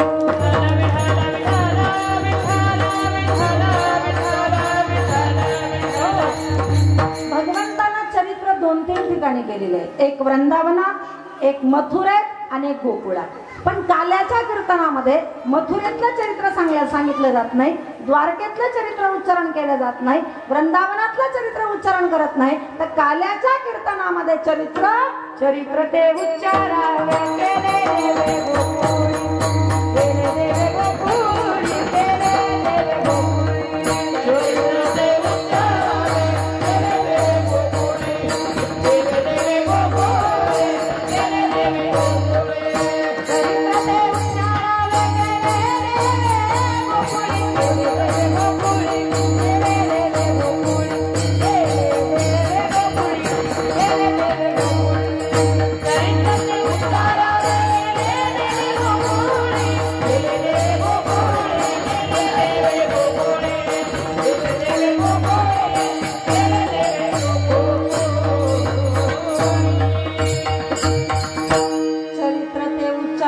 केले देवे गोकुळी. गोकुळात जे चरित्र केले, चरित्र म्हणजे संत त्याला चरित्र म्हणतात, आपण त्याला लीला म्हणतो आणि गवळणी त्याला खोड्या म्हणतात. तर ते चरित्र उच्चारण केलं की जीवात्मा करोडो जन्माच्या पापातून मुक्त होतो. म्हणून त्याचं चरित्र वर्णन करावं. तू गोकुळामध्ये गोपाळांना घेऊन रोज गवळणींच्या घरी चोरी करण्याकरता जायचा. चोरी कशाची करायचा? लोण्याची. दिसायला आहे लोणी. बर, लोणी हातात जर घेतलं तर कसं लागतं? कडक, खरबुडत, एकदम मऊ, थंड, एकदम लुसलुसीत, कापसासारखं. जसं लोणी मऊ आहे ते लोणी दिसता जवळ जर आणलं तर काय म्हणा? विरघळत, पघळत. दिसायला आहे लोणी पण प्रत्यक्षात त्यानं चोरी केली आहे चित्ताची. जसं लोणी मऊ आहे ना तसं आपलं चित्त पण मऊ आहे. जसं लोणी विरघळतं ना तसं चित्त संसारात विषयाकडे नेलं तरी विरघळतं आणि परमार्थात भक्तीकडे आणलं तरी विरघळतं. म्हणून हे विषयाकडे जाऊन विरघळू नये याच्याकरता परमात्म्यानं लोण्याच्या माध्यमातून गवळणींचं चित्त आपल्याकडे लक्ष केंद्रित केलेलं चोरलेले मी नाही म्हणत तू कोवरे म्हणतात. हरिले माझे हरिले चित्त हरिले माझे हरिले चित्त हरिले माझे हरिले चित्त हरिले माझे हरिले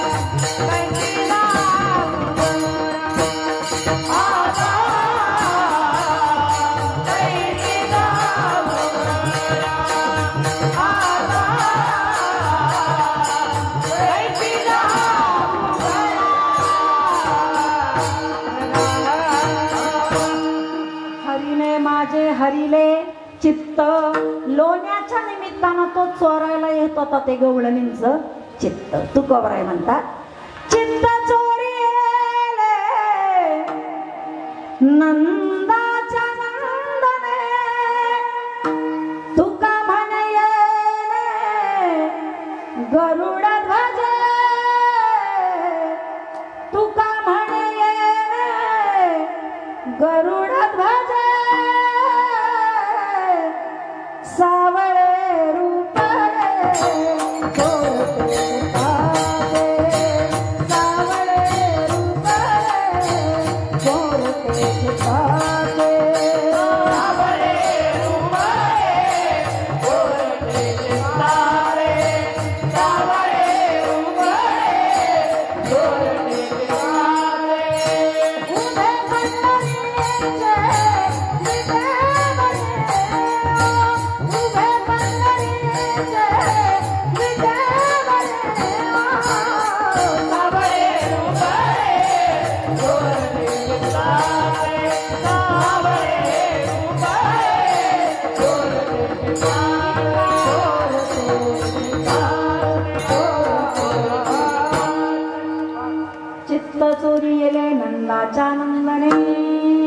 चित्त चोरण्याच्या निमित्तानं तो गवळणींकडे जात होता. आता रोजच सवय झाली गवळणींना भगवान येण्याची. तो आला नाही तर गवळणींना करमत नव्हतं, पण यालाच त्यांच्याशिवाय करमत नव्हतं. गवळणीशिवाय रोज भगवान चोरी करण्याच्या निमित्तानं जायचे. गवळणी त्याला समजून पण सांगायची. घरीच नव्हता जात, ते अंगणातही उभं राहून वेडं वाकडं तोंड करायचं. आता तो आला गवळणींना लगेच समजायचं परमात्मा आला. आला ग आला ग आला ग आला ग आला ग आला ग कळीचा काटा गोकुळचा चोरटा आला ग बाई आला आला ग बाई आला आला ग बाई आला आला आला ग आला ग आला ग काटा गोकुळचा आला ग आला ग बाई आला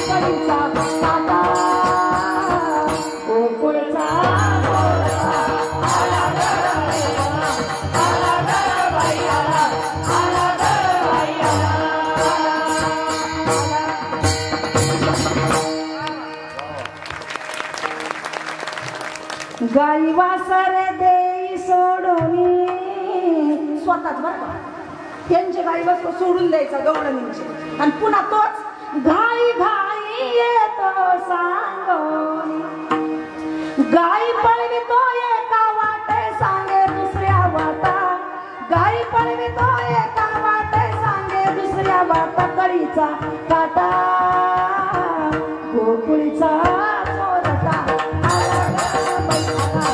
आला ग बाई आला ग बाई आला आला ग बाई आला म्हणे बाई पहाटे उठून साडा टाकतो आम्ही रांगोळ्या काढतो आणि कार्ट येतो त्या गाई घेऊन येतो सगळा तो साडा आमचा विस्कटून टाकतं कुठंही दही दूध लपून ठेवलं तरी शोधून काढतो गवळणे त्याला समजून सांगत होत्या समजावू की ते मी तुला समजावू की ते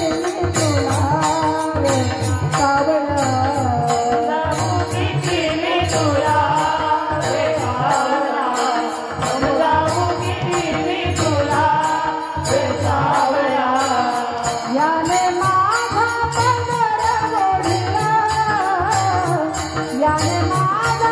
समजावू की ते मी तुला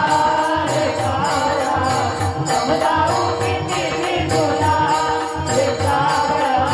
समजावू की ते मी तुला शिरी भरलेला गोरा कमाट हळू हळू चढते यमुनेचा घाट याने माझा मात फोडला याने माझा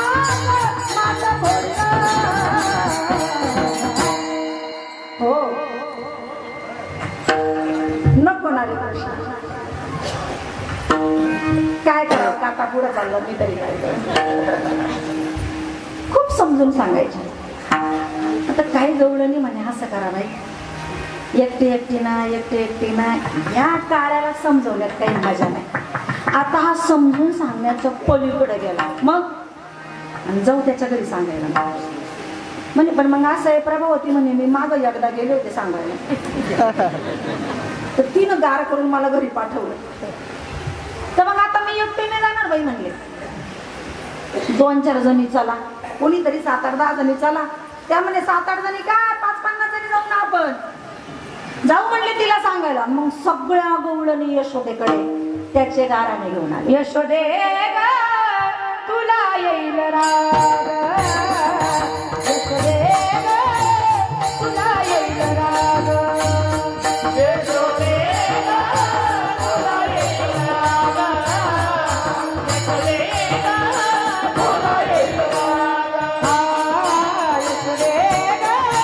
तुला येईल राग यशोदे तुला येईल राग यशोदे तुला येईल राग यशोदे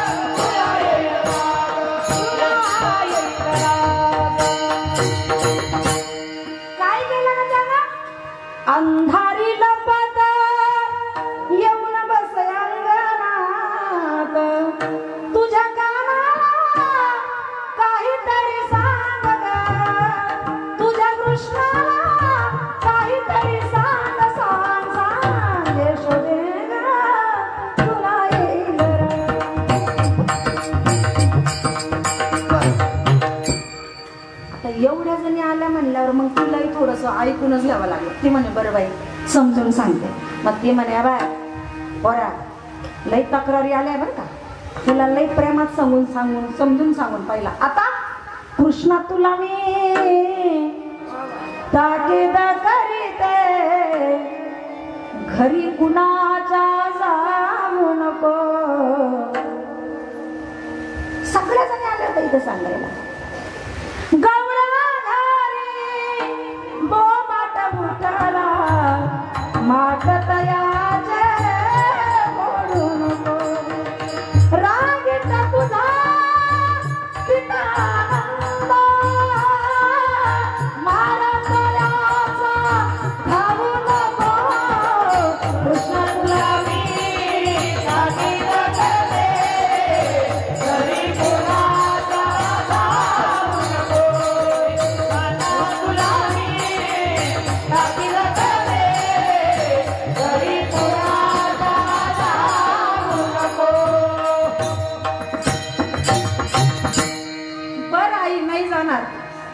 एक जण म्हणे यशोदे त्याच्यावर विश्वास नको ठेवू, नाही अगोदर कारता येते.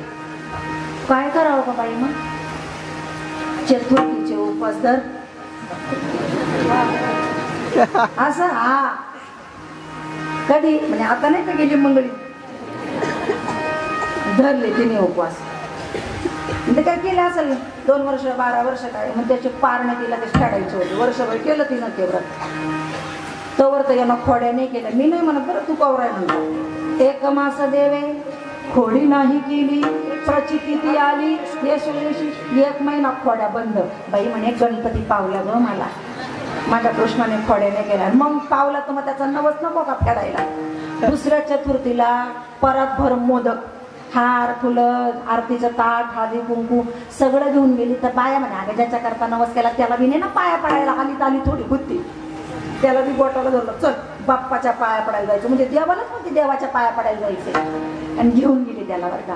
आणि मग तिथं गेली पूजा अर्चा केली, आरती करायची. तर म्हणे अगं बाया काय माझं डोकं, काडीची पेटीच घरी राहील, याला आणायला पाठवता हा सुईचा नाही जायचा घरी. मीच गेलेलो बरं पटकन घेऊन येते. कृष्णा इथं बस, गाडीची पेटी नाही मी घेऊन येतो. तो म्हणे हा इथं बाय काही खोड्या करू शकत नाही गाई, मी शहाणा झालो ना आता. मी आता असं गुपचे बसल असे हाताच्या कडे तर असाच बसवलाय तोंडावर बोट. आता आई असाच बसल, मी काहीच करणार नाही.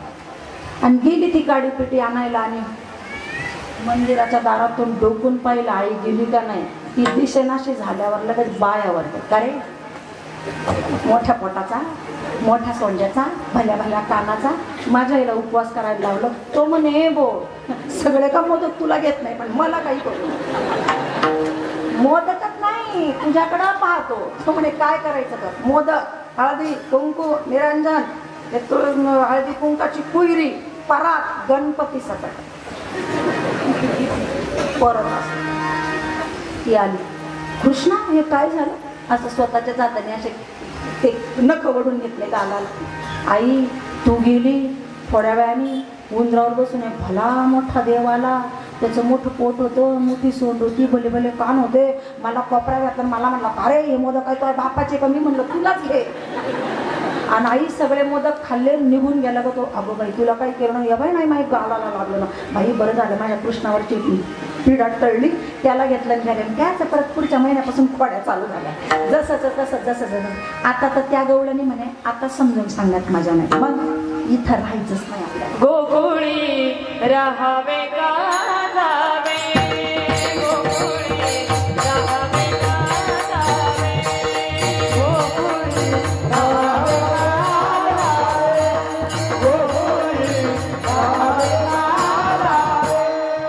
यशोदे कृष्णा सीता गावे, यशोदे कृष्णा सीता गावे, गोकुळी राहावे का जावे, गोकुळी राहावे का जावे, गोकुळी राहावे का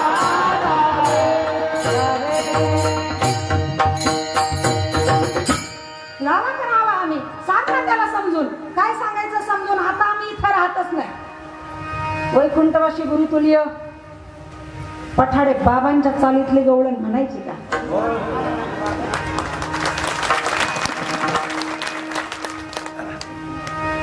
यशोदे बाळा तुझा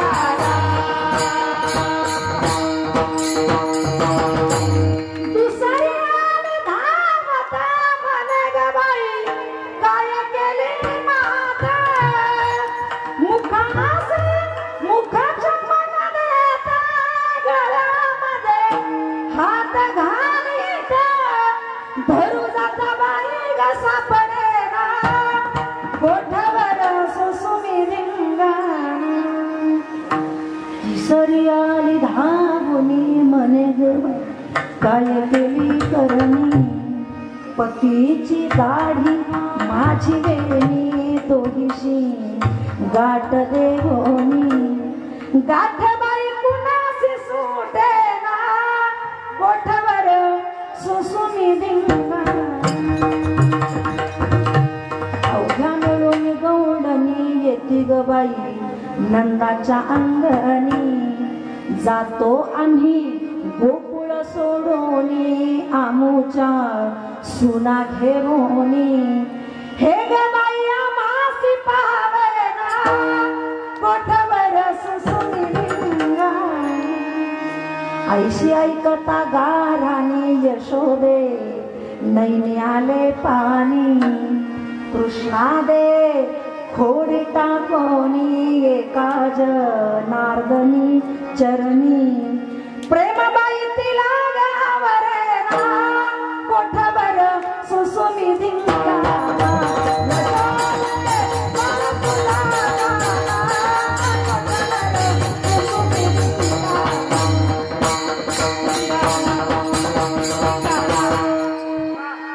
ते म्हणजे आता तुम्ही जा घरी याचा बंदोबस्त करते मी. बाबा आले या पोराने लय धुमाकूळ घातलाय तुला मी पहिल्यापासून सांगत होतो त्याला डोक्यावर चढू नको आता याला गावात ठेवू नको याला शाळेत पाठव त्यावेळेची शाळा गाई राखणे तो म्हणे मला बी नाही राहायचं आता इथं उद्या जाईन मी राहणार सवे घेऊन गोधना एकटा नाही जाणार म्हणे मित्रमंडळ घेऊन जाईल लगेच पोरांना बोलवलं उद्यापासून गावात नाही राहायचं आपल्याला गाई वासरं घेऊन चरायला जायचंय पोटभर जेवून घ्या शिदोरी बांधून घ्या आपल्या आपल्या गाई काट्याला सोबत घ्या खेळाचं साहित्य सोबत घ्या आपल्याला जायचंय पहाटे भगवान उठलेला सगळी तयारी झालेली स्नान झालं जेवून झालेलं आहे भाकर बांधून घेतलेली आहे गाई वासरं सगळ्यांनी घेतले गेले तिकडं रानामध्ये चरायला गाई चरायला सोडून गेला आणि खेळ चालू झाला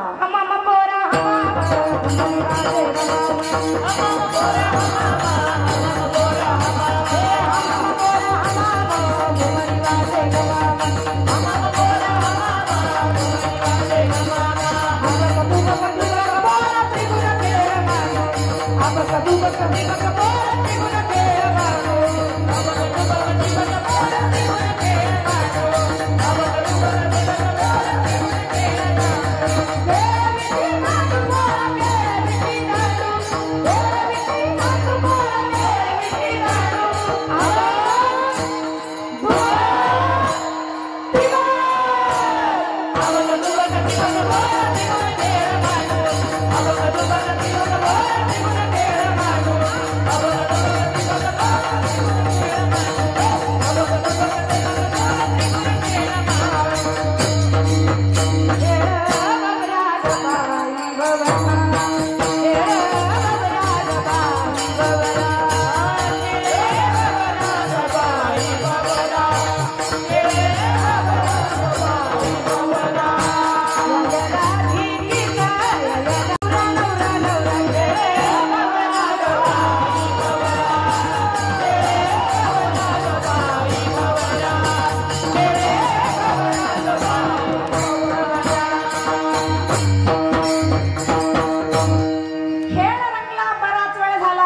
मुलं म्हणे कृष्णा सकाळचं खाल्लेलं घरचं जिरलं,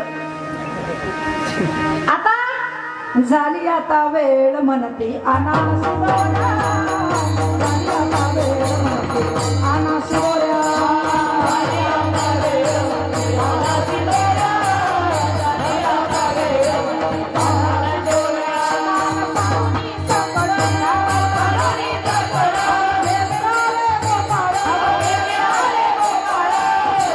आता वेळ म्हणते आना शिवोऱ्या, झाली आता वेळ म्हणते आना शिवोऱ्या.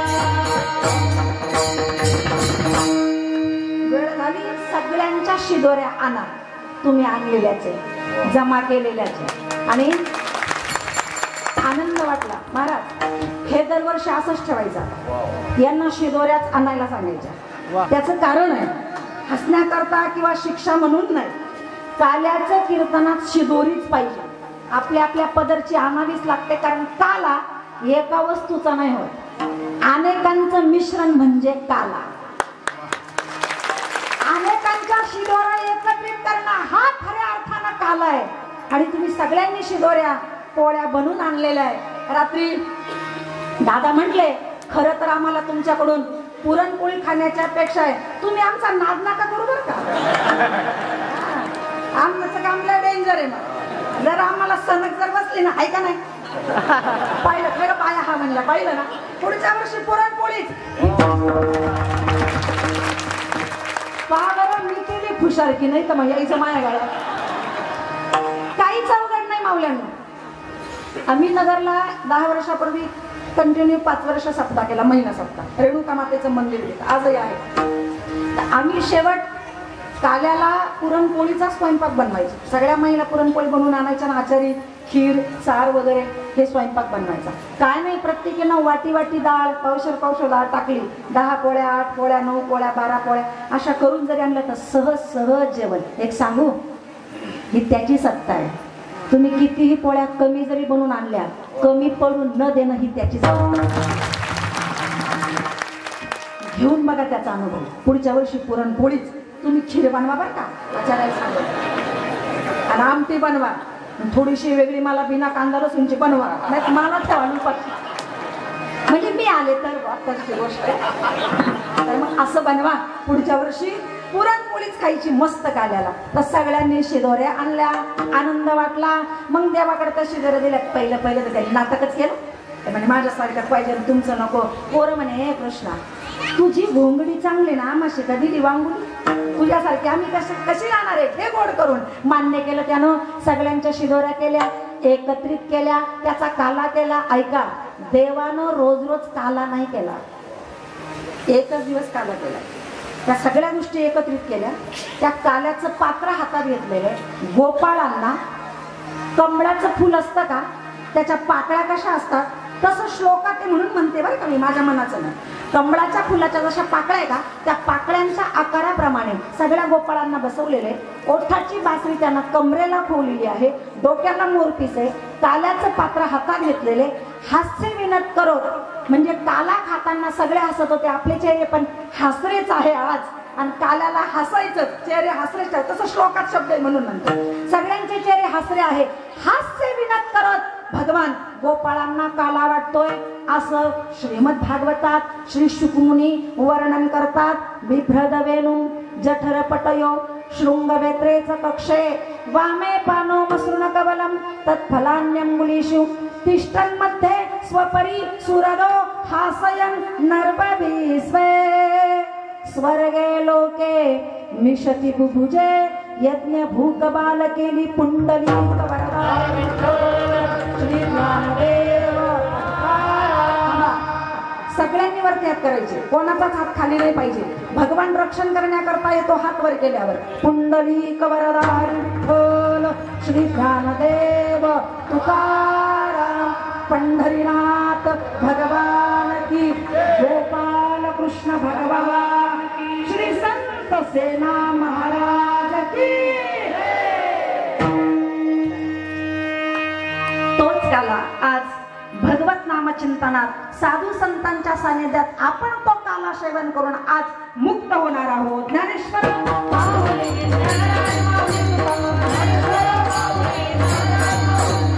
तरी यारे लागे अवघे माझ्या मागे मागे यथामत यथावकाश भंगाचं चिंतन माझ्या अल्पमतेने आपल्या समोर मांडण्याचा प्रयत्न केला.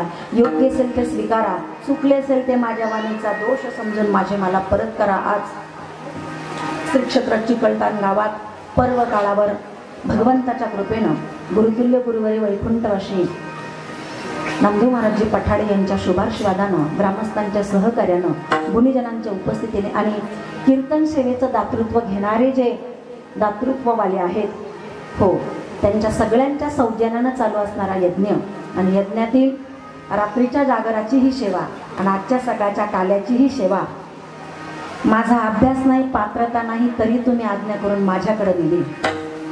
त्याबद्दल खूप खूप धन्यवाद, खूप खूप आभार. रात्री माझ्याकडून राहून गेलं. रात्रीचीही कीर्तनाचं दातृत्व सेवा ज्यांच्याकडे होती, आदरणीय परमार्थ प्रेमी श्री मनोजजी गिरिजाराम दळे, भगवान परमात्मा त्यांना उदंड आयुष्य देव, चांगल्या प्रकारचा आशीर्वाद देऊ. आणि आजचं काल्याचंही कीर्तन सेवेचं दातृत्व ज्यांच्या माध्यमातून आहे, श्री हरिभक्तपरायण मधुकर सकाराम ओळकंठे, भगवान परमात्मा शेना महाराज त्यांना उदंड प्रकारचं आयुष्य देव, चांगल्या प्रकारचं आरोग्य देव. अशी सेवा दोन्ही दात्यांच्या वतीनं, सगळ्याच दात्यांच्या वतीनं घडत राहो ही भगवंताकडे विनंती. आज काल्याच्या निमित्तानं आपण सर्व एवढा मोठा जनसमुदाय भगवंताचं चरित्र श्रवण करण्याकरता आलाय.